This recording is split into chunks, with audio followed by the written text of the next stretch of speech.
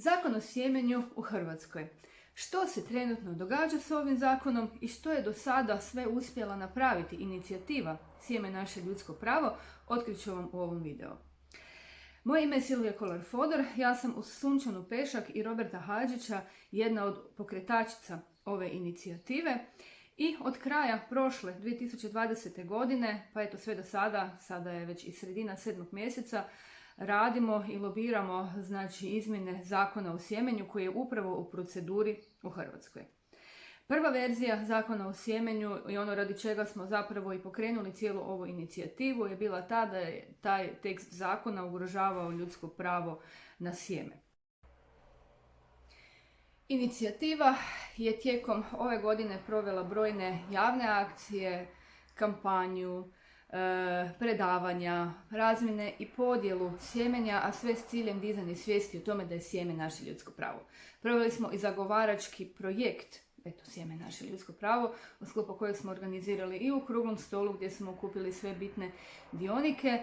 I nakon prvog čitanja zakona koje je bilo u veljači, koji je tada bio usvojeni, ali uz dogovor da će se nakon prvog čitanja izmijeniti sporne stavke za drugo čitanje, i naš učinak je bio, da velim, zadovoljavajući. Uspjeli smo dogovoriti.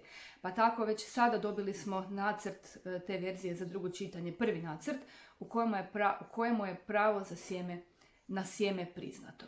Ono što je još ostalo sporno su uvjeti dorade kojima se ovim zakonom pokušavaju nametnuti, znači dorada sjemena koja se pokušava nametnuti poljoprivrednicima. A zapravo ono što smo mi otkrili u jednoj nezavisnoj studiji procjene učinaka o posljedicama koje bi zakon imao na hrvatsku poljoprivredu, zapravo ispada da bi dorada isto tako učinila našu poljoprivredu nekonkurentnijom i otežala rad našim poljoprivrednicima, a opet u usporedbi sa ostatkom Europske unije ispada da to nigdje drugdje nije toliko strogo kao što je sad predviđeno da bi bilo ovim našim novim zakonom. Ista priča, ono što smo otkrili, što smo upozorili Ministarstvo poljoprivrede i načini uvjeta stavljanja sjemenja na tržište. A to je recimo standardno sjeme koje je kategorija za stavljanje sjemenja povrća na tržište. U Europi su puno labaviji, da tako velim, puno manji uvjeti se koriste za stavljanje sjemenja, dok je kod nas to puno kompliciranije. I zapravo to je jedan od razloga zašto u Hrvatskoj nema proizvodnje sjemenja povrća, onda uvozimo standardno sjeme iz Europske unije pod tim labavijim kriterijima i to sjeme nam je u redu. I tako da i tu smo upozorili Ministarstvo poljoprivrede i nadamo se da će se i to izmijeniti pa da imamo prilike stvarno pokrenuti proizvodnju sjemenja u Hrvatskoj i tako stvarno budemo prehrambeno neovisni. Ono što je još bilo ove godine od svih izazova koje smo prolazili je to da je na početku pregovora kada smo istupili u javnost udruzi Biovrt umjesto komunikacije, umjesto razgovora bile su poslane 3 inspekcije od strane Ministarstva poljoprivrede. Pa eto, u ovoj fazi, ja već mjesecima obilazim sudove radi tih prijava, tako da smo 1.7. je bilo jedno ročište, 15.7. me čeka drugo.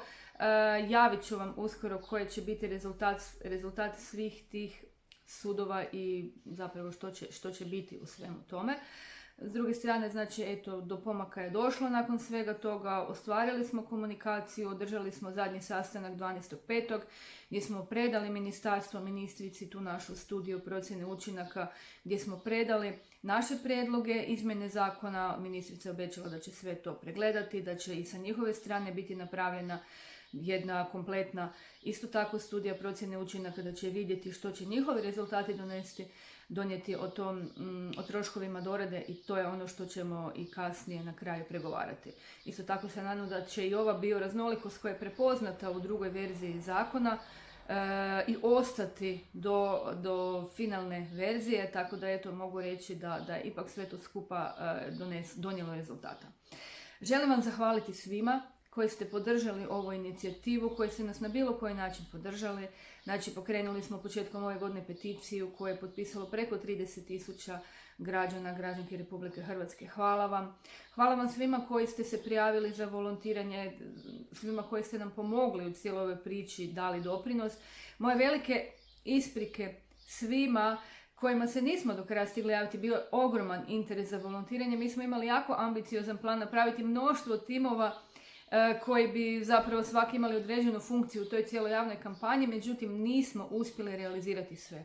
Jednostavno nam je bilo previše. Bilo je i fizički i psihički, iza svega ovoga stvarno stoji jako, jako puno sati, jako puno rada i tako da u određenom trenutku nismo stigli sve napraviti kako je bilo planirano.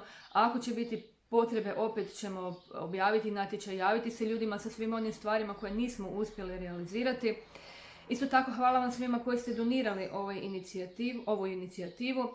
Vaše donacije su nam pomogle da zaokružimo tu cijelu priču, da napravimo sve kako smo planirali, jer nismo sve imali pokriveno iz projekta koji smo provodili. Tako da hvala vam, omogućili ste nam da napravimo i okrugli stol i da provedemo javnu kampanju i u konačnici da imamo rezultate kakve imamo.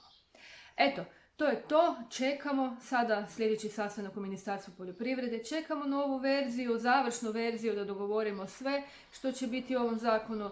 Nadamo se da će taj zakon u konačnici rezultirati dobrim zakonom za hrvatsku poljoprivredu i za napredak zapravo našeg hrvatskog poljoprivrednika. A što će biti dalje, što će biti sa sudovima koje upravo vodimo, javit ću vam u skorom videu. Pozdrav!